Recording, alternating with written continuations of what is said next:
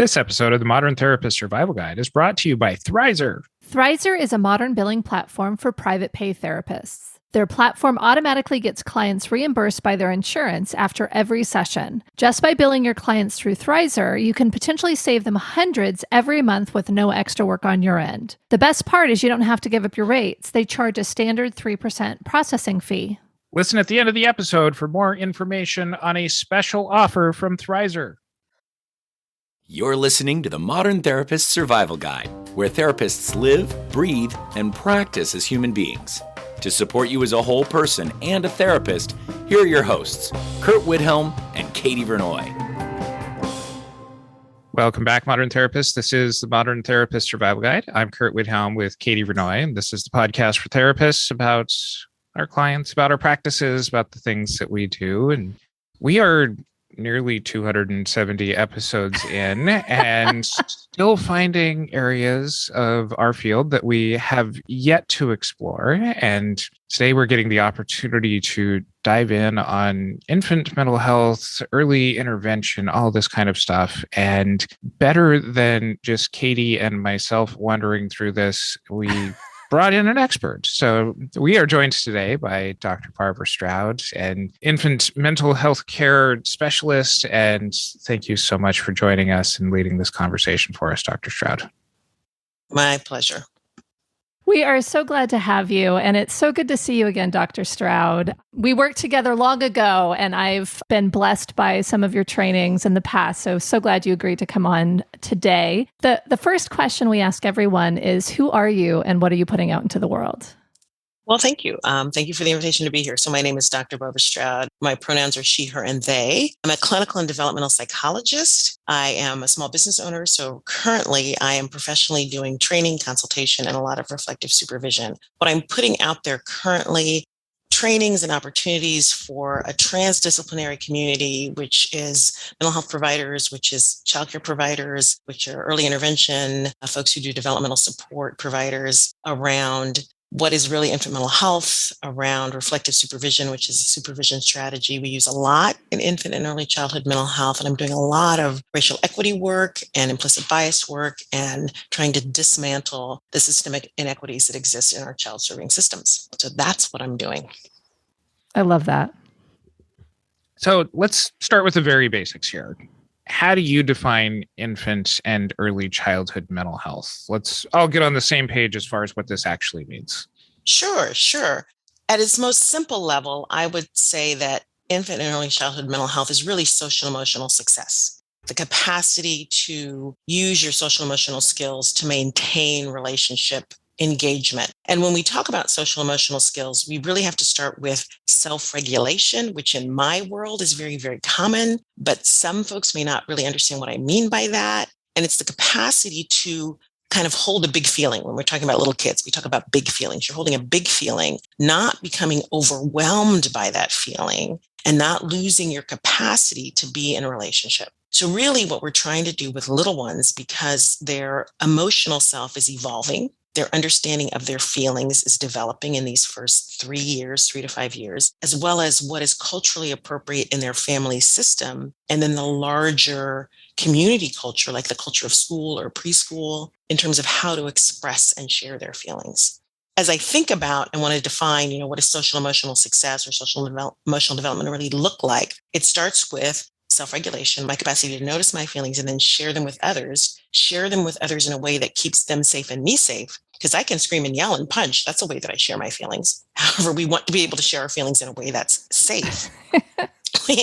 We also want others to acknowledge that our feelings are real and that we have a right to those feelings. And then we need people really at every level of our development to help us through the feelings that are so tough. So for little kids, infant mental health is emotional health. Infant mental health is social emotional development. Infant mental health is ensuring that kiddos are on the right track to have authority over their own ego, experience, and emotional life in a way that's nurturing and safe and empowering. And if we can do that for little kids, I think we get much healthier adolescents and adults. Oh, for sure.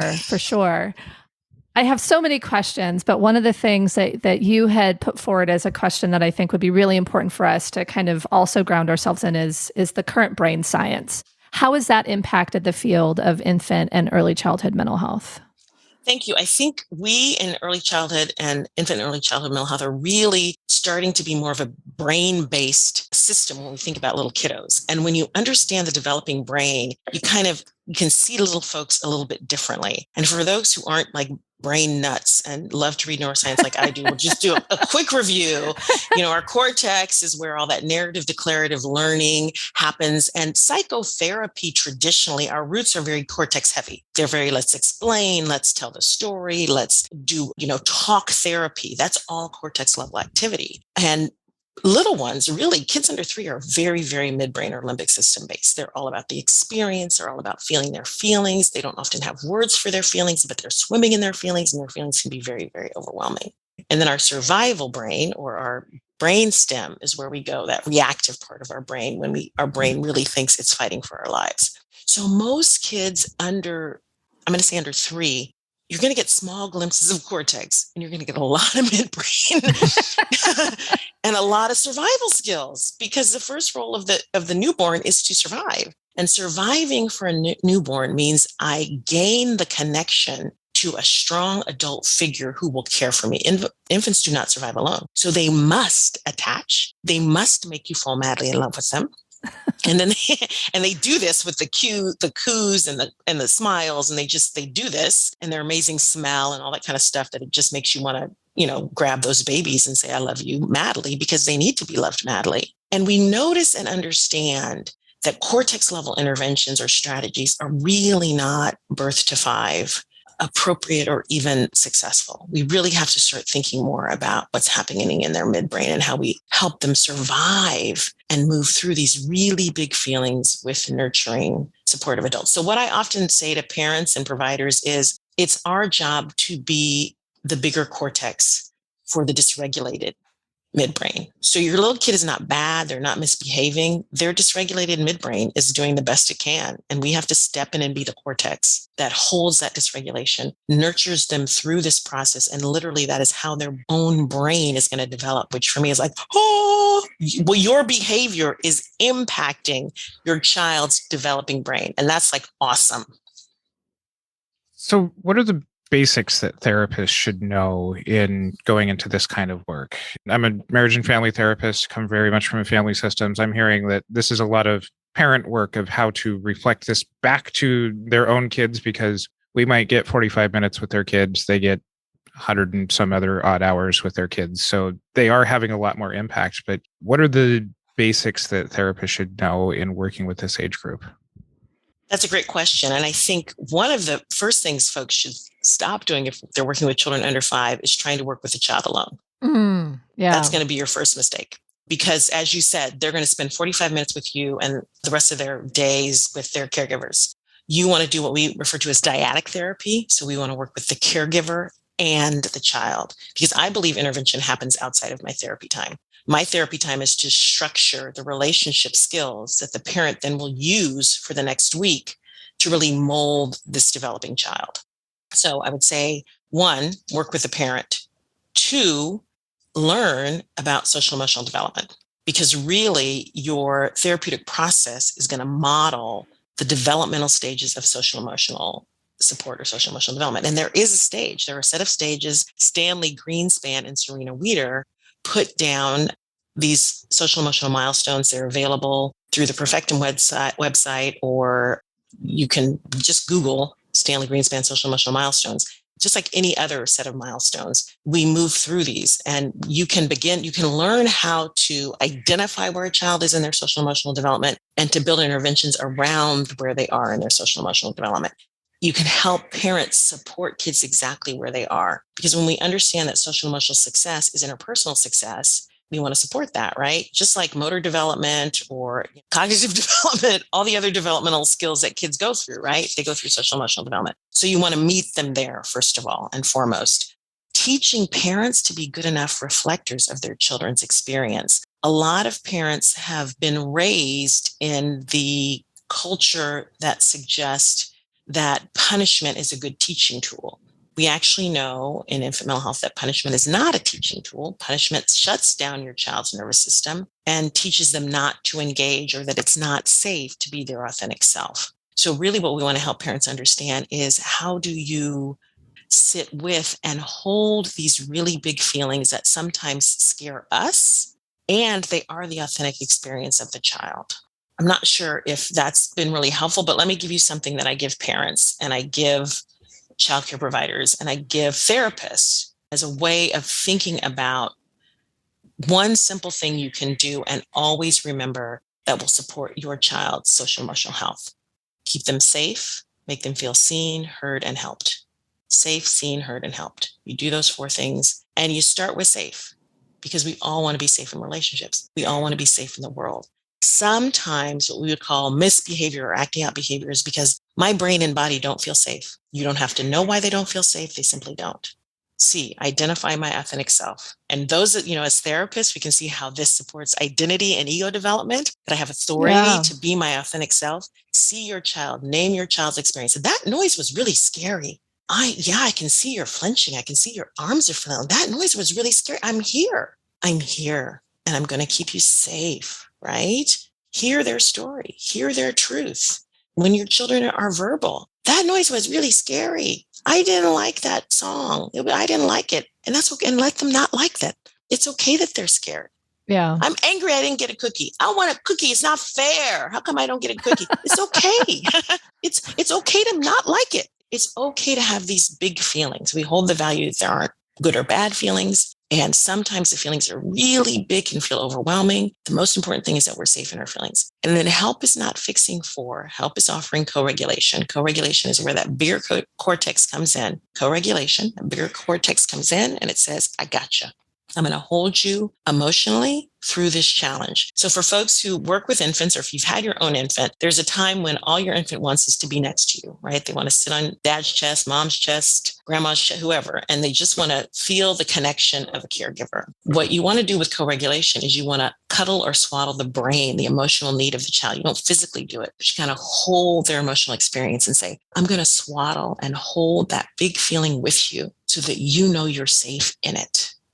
Okay. And through safe, seen, heard, and helped. And through this, we really want to create the strategy and the experience and the skill set, even at a pre-conscious level, below the level of awareness, that I will survive relationship rupture. How many of your audience who are doing work with adults are handling folks that are still struggling with relationship rupture? Oh, that's what I was thinking about completely. I'm like, oh my gosh, I've got so many of my clients who did not get this at all. They have such a hard time in interpersonal relationships. And I think about what a blessing this would have been for them to have that safety, to be safe, seen, heard, and helped. Oh, I love that. That's really, really helpful. Well, that's my mantra that I share with folks. If we're going to help nurture these kids, these young ones, from birth to 5, to 1, love themselves, have a healthy ego, understand they share this planet with other people, and that all of us on this planet deserve to be respected, right? We have to respect them, and we have to respect their emotions. I'm imagining the therapists who are going to very ideally bring this to their clients' parents and hearing from parents. But I never got that when I was their age. I don't know how to do that, or I won't do that because look at me, I turned out fine. Now, I know that turns this into parent work and all right, we're going to move some of this family system stuff to stopping intergenerational trauma. Please help me expand on just kind of this shifting from infant child care to this is a lot of ongoing work. Oh, it is. And I think, you nailed it when you said transgenerational work. One of the buzzwords in infant mental health or infant early childhood mental health is parallel process. And I think of that as paying it forward, this idea that you do unto others as you would have others do unto others, which is an icon, Jerry Paul, an icon in the infant early childhood mental health field. I have to say that is her quote, that we are really treating treating the parent in the way that we want the parent to treat the child, because we understand that's the message of dyadic work, is we're holding the parent so the parent can have the emotional capacity to hold the child. We understand that most of us have had parents who did their best and may not have met our needs. And that's okay. Yeah. They did their best, but they may not have met all of our needs. There is so much more that we're continuing to learn about development, about the brain, about social structures that are abusive and harmful, institutional inequities and systemic challenges that families are dealing with. So today, you can rewire a relationship. You can rewire a relationship, including your own, and you can heal yourself by parenting your child differently. So for parents, who kind of want to say, I wasn't parented that way and I turned out just fine, I would honor the safe, seen, heard, and help. You are a phenomenal parent. I would never question your parenting. And I'm curious if you're willing to try some different things that we know that brain science tells us will support your child's capacity to be successful in school. Are you willing to do that? I think it would be pretty hard for a parent to say no to that. There we go. Because social emotional skills are school readiness skills. And that's what I remind folks. And we have, if for those of you who are working with adolescents, you're aware of the fact that our educational system is starting to teach social emotional learning, because we have a generation of children who don't have robust social emotional skills, and they're not trying to teach it in high school. We can teach this seamlessly in the first 5 years of life. And this prepares children to sit in the classroom and learn. So beyond, teaching kids 0 to 5, beyond play therapy, what do we do? Yeah. So I would say, in terms of play therapy, be very cautious, because I think play therapy is very complex, it's very advanced, and you need training. Please get really good training and get supervision. Don't just get a bunch of toys in your office. Don't get toys in a sandbox and call yourself a play therapist. Please do not. Please do not. This, like doing couples counseling. You don't read a book and say, I'm a couples counselor. You get training and supervision to develop expertise. So folks think, play is the window. And I love the idea of play therapy. I love the history behind it, taking Freud's idea of narrative declarative, and then Anna Freud kind of thinking about the children tell us their narration in play, and they do when they have symbolic thought or symbolic capacity. And this is where development is so important, and particularly social emotional development. There are a series of developmental skills that must happen before children are capable of symbolic thought. And when we have children who've had trauma in their life or other emotionally disruptive, chronic kind of experiences, and often the children that we find in psychotherapy, their development will be delayed in terms of access to symbolic thought, and play therapy will not be very successful. So the question is, well, if I can't play with kids, what can I do? All right. So that was Curt's initial question.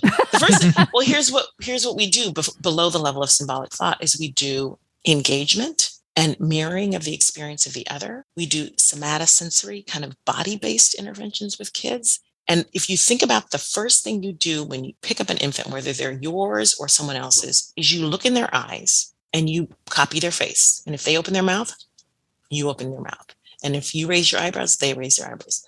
Think of how that demonstrates, I see you and I acknowledge you. So before the level of words, before the level of the capacity to symbolize, I see you, I acknowledge you. Seeing the experience of a child is a wonderful intervention before they're capable of symbolic play. That's just one nugget I can share with you. Again, I would encourage people to look into, I'm going to promote Perfect Them because I respect the work that they're doing, and they teach DIR floor time. There are other universities and systems that teach DIR floor time, but I don't know them off the top of my head, so I'm sorry. But I would look into some of the pre-symbolic interventions that are available if you want to do this work, if you really want to do this work well. It seems like there's a lot that can happen within the therapy session, but there's also, it's the way you described it is that it's really setting folks up to go back and practice them. Mm-hmm. The thing that popped into my head, and I think part of it was how you started bringing this up, but I think about all of these kiddos who potentially were just getting ready to start school or all of those things, and the world shut down. Yeah. And I think about all of the social interaction that maybe was lost in some of these critical periods. What are you seeing as far as the developmental stages, I guess, or the social emotional development based on kind of lockdown for 2 years for the pandemic. It's interesting. We are seeing some social emotional delays in kiddos. And there is some research happening at Columbia University right now, and they're looking specifically at mother-baby dyads and how parents have negotiated the pandemic and the outcomes in terms of social emotional development for kiddos. So we are seeing some delays in social emotional development. However, we know that relationships can make up that difference. We know how to repair that. We know that with good resource and good support, those delays, the kids can recoup that. One of the outcomes of some of this information is that it was what seemed to be the barrier for children's success was the lack of availability of parents. Parents' own stress froze their natural caregiving capacity. And this is not to blame parents at all, but our own overwhelmed stress response as adults made us less available to our children. And so as parents were able to feel safer in the world, they were able to give more to their children and support their children's experience. Now, of course, not being in preschool and not being around age mates also impacted social emotional development. And I think anyone who is working with kiddos who are 3, remember during this pandemic period, remember they're currently not 3, they're probably developmentally 2. So you have to treat them like they're developmentally 2. I have just some professional and personal concerns about kids heading for academic training after the pandemic because I'm concerned that they have not had the robust social emotional support they needed to jump into the challenge of academic training. So as parents, you make decisions about where you want your kid to be in school. I mean, if kids, you can take kindergarten twice, no one's going to be particularly upset with you. It's not going to keep you from graduating. It won't be on your final transcript. So parents can think about those things themselves, but we have a population of kiddos that didn't get the robust social interaction that other kiddos get. And so that's going to, for a temporary period, we can always recoup, right? Repair is always possible. That's the good news. They are going to look developmentally a little younger than they physically are. And that's also what we know of kids who've had trauma. We know that. We know, right? We know adults that have had trauma. We know those of you working with adolescents, because I did start my work with adolescents. Those 16-year-olds can look very much like they're 10 if when they've had a trauma history and or when they're emotionally overwhelmed, right? And so this is what we're seeing with our kiddos. Our 4-year-olds might really be 2. And when you introduce stress into their world, stress for a 4-year-old might be, I don't want to wear these socks. I want to wear my green socks. That might be stress for a 4-year-old. They're going to have a meltdown, or what some of us might call a tantrum, and they're going to look 2. That's a typical response to stress. That is not a bad child. That is not them misbehaving. That is not them trying to manipulate you. That is a child who's having an appropriate response to stress. So you respond to the stress. You are stressed. There's a lot going on today. The socks were just the tip of the iceberg. I'm here. Some days are hard, and socks can be a problem. Socks can be a problem. Those darn socks. As you're talking, I know that there's a lot of trauma that can happen, especially in communities where there's even more disparities. And I'm just curious, because I know this is one of the areas of expertise for you as well. Like, how can providers support family culture as well as address these disparities within our systems? The first problem is pretending that there's any culturally neutral or cultural free anything, experience, strategy, what have you. We are all swimming in culture. We're all swimming in culture. Absolutely. And so an important responsibility of a clinician is to say to families, I'm interested in your caregiving practices from a cultural lens. If you have immigrated recently to this country, or if your parents are from another country, what would have happened in that country with a 2-week-old, with a 6-week-old, with a 6-month-old? Sure. Because that's going to, or a 12-year-old or what have you, because that's going to inform what I know about your family system. So the first thing is to start asking questions. And I'll tell your audience, because these are a couple things that I tell folks to ask as just culturally curious questions to get to know folks. If you're working with babies, ask, what's a family tradition that you have to do in the first 6 weeks, 2 months of the baby's life? Most family cultures have some sort of activity, and it can be a religious activity, or it can be a very specific family activity that, Grandma Sally has to come and kiss the baby, and she does that for all the baby. I mean, I don't know. You have some sort of family practice. The other thing I ask folks is, do you know your family's immigration story? And would you be willing to share that with me? And then another question is, do you know your birth story? And can you tell me your birth story? It's interesting. Sometimes people don't know their birth story. So that just tells me something. Yeah. Mm-hmm. And then one thing, if if your parents did get married, because not everybody's parents did, do you know the story of how they met and fell in love? So these are stories that tell me a little bit about their family story, because culture is held in stories and practices. It opens the door to the idea that your story is important to me. So I'm going to give some prompts that say the story of who you are and how you came to be in this world is important to me. That's part of your journey. So I want to know about that. And then I'm going to be particularly sensitive to areas of inequity. And I invite clinicians, particularly if you are white, what we call dominant culture, Eurocentric. You guys can't see me. I'm an African-American cisgender female. That's how I identify. And I would encourage all of us to say, if I'm a white person, as a white person, I may not understand the journey of someone who is Latino, African-American.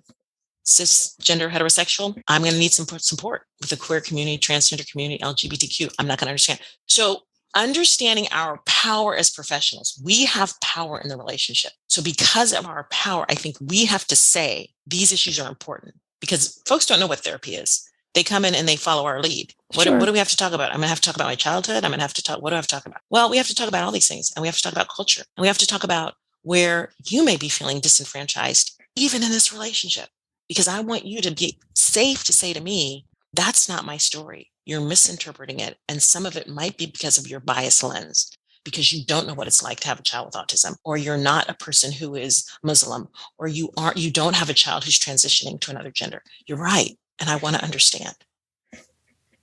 I have to imagine that there's also a lot of just kind of wealth inequality questions that come up in this kind of work too, whether it's access to even things like preschool and that kind of stuff that impact a lot of these kinds of questions. From your perspective, what kinds of work do you end up accommodating for when these kinds of disparities show up? Well, it's being poor in this country is pretty devastating. And children who in poverty have poor outcomes across the board. And there's inequity there's so much inequity. I mean, there's inequity in terms of hiring practices and pay structure.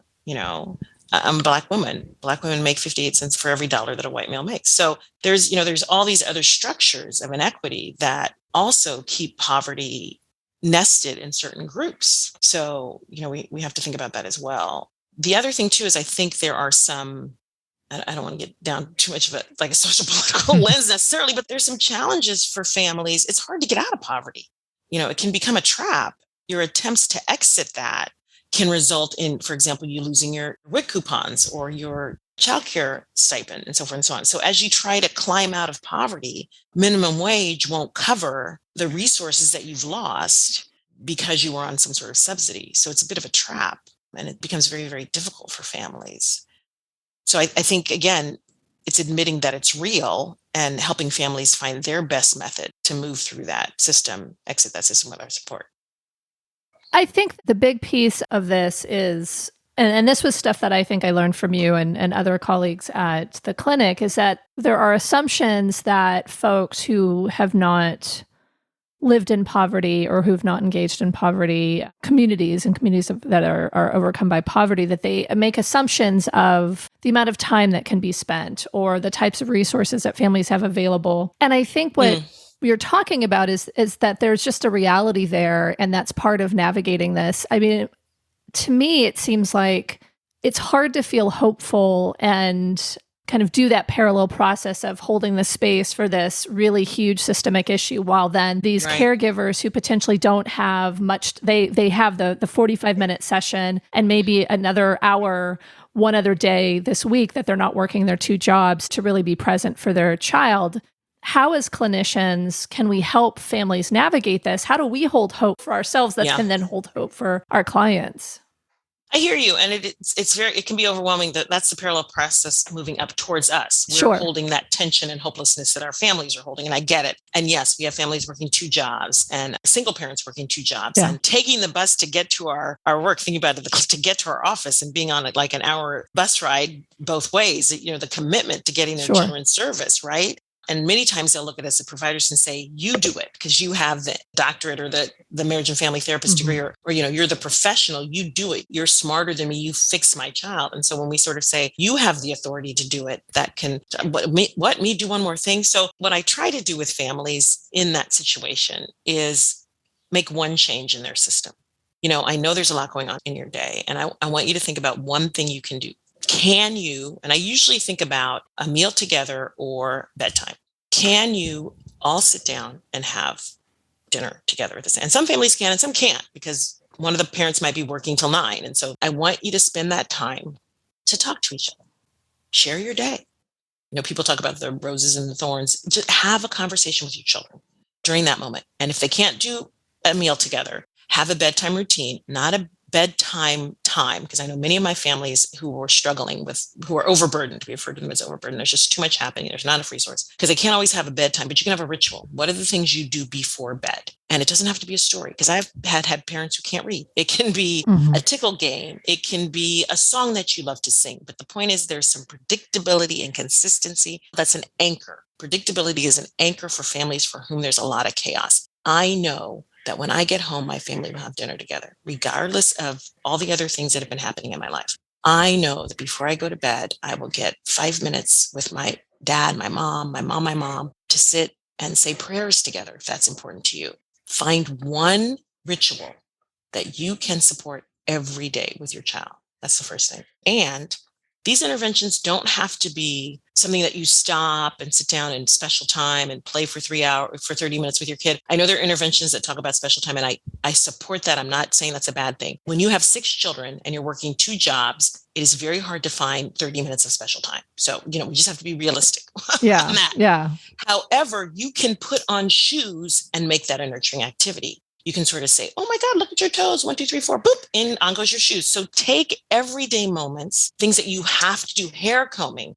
Oh my goodness, hair combing. All you guys out there, Google Marva Lewis, Dr. Marva Lewis. She's done some wonderful research around hair combing as a nurturing activity to support attachment. Better yet, I have a video on my YouTube channel about Marva. But hair combing, this is something you already do with your children. This is a moment you can facilitate attachment with your children. So we can take everyday tasks and turn them into not just nurturing moments, but therapeutic moments. Oh, I love it. Say that again. Take a nurturing task that parents have to do already. It's already something they're going to do, and turn it into a therapeutic moment.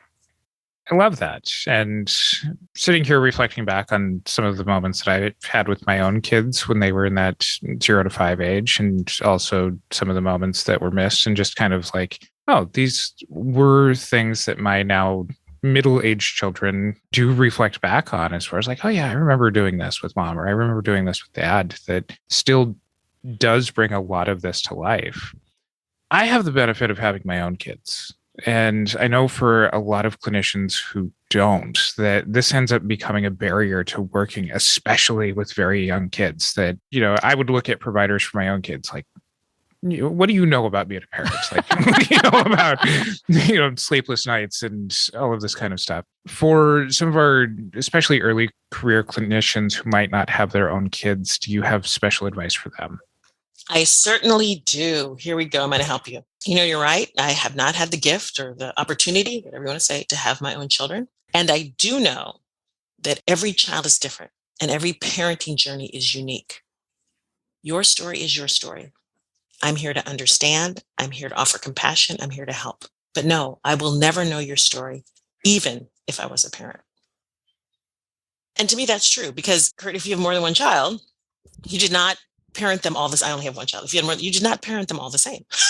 Right. Because there's a relational interaction, and that is unique to that child.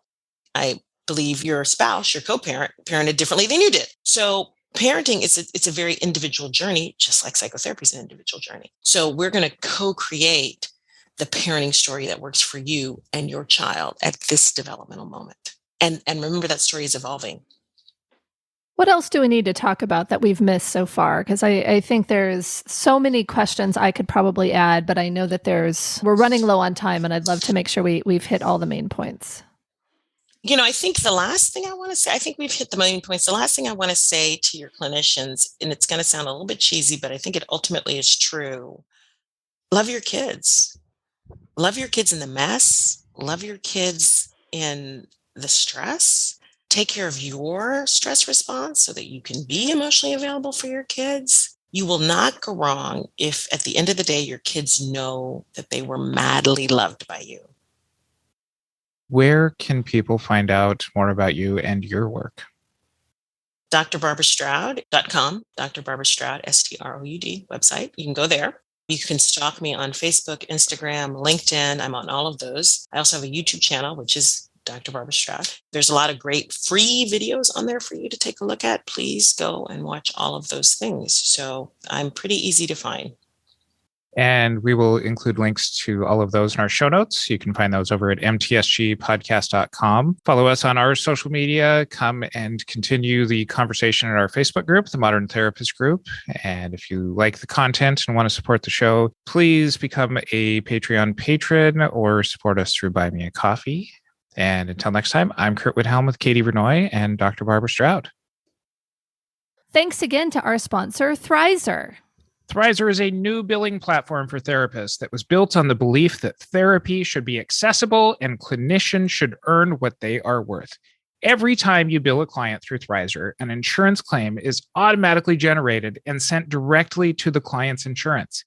From there, Thrizer provides concierge support to ensure clients get their reimbursement quickly and directly into their bank account.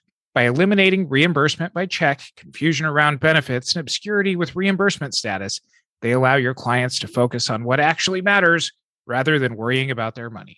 It is very quick and easy to get set up, and it works great with EHR systems. Their team is super helpful and responsive, and the founder is actually a longtime therapy client who grew frustrated with his reimbursement times. Thrizer lets you become more accessible while remaining in complete control of your practice. Better experience for your clients during therapy means higher retention. Money won't be the reason they quit on therapy. Sign up using bit.ly/Modern Therapists and use the code Modern Therapist if you want to test Thrizer completely risk-free. You will get 1 month of no payment processing fees, meaning you earn 100% of your cash rate during that time. Once again, sign up at bit.ly/Modern Therapists and use the code Modern Therapist if you want to test Thrizer completely risk-free. Thank you for listening to the Modern Therapist Survival Guide. Learn more about who we are and what we do at mtsgpodcast.com. You can also join us on Facebook and Twitter. And please don't forget to subscribe so you don't miss any of our episodes.